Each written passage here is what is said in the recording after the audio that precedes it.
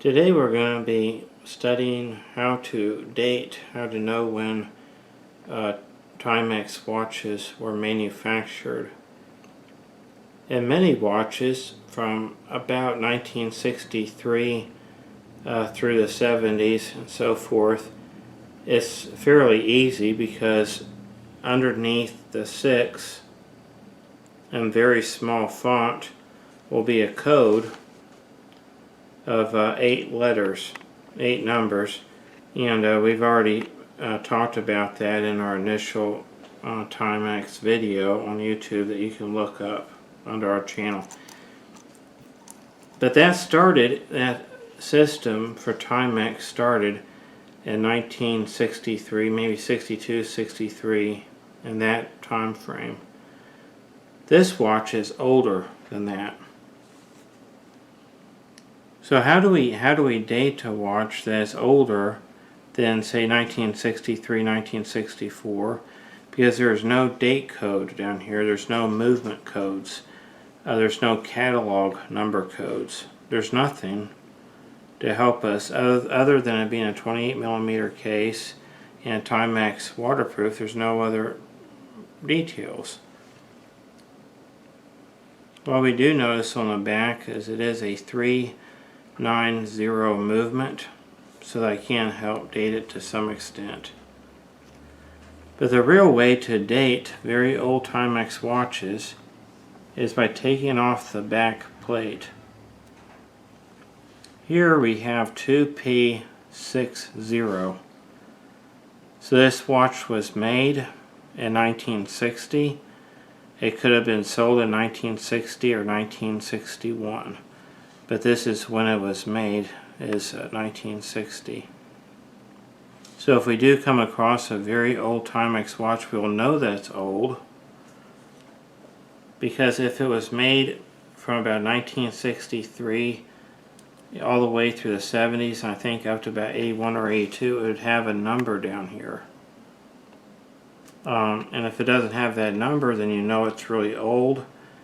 At that point, what you do is you pop off the back cap very carefully. It'll have that date code, 1960. Anyway, I hope that this video has been helpful. We're going to be doing, starting this series on Timex watches, a very in-depth study.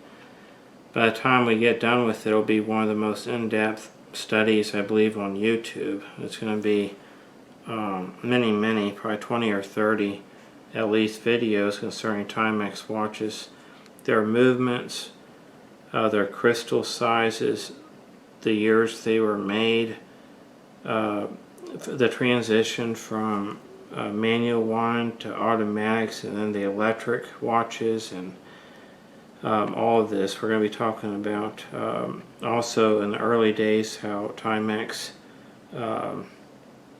and Ingersoll were kind of one and the same, and Ingersoll kind of sort of turned into Timex, even though there was some overlap there. We're going to be talking about all of that in this series. We also have a series on watch repair and maintenance, just general watches, all different watches, and we have videos on all sorts of interesting things on YouTube. If you like our videos, please subscribe to them. We do try to make our videos family friendly. My wife and I are Christians. We keep our videos slow paced, and the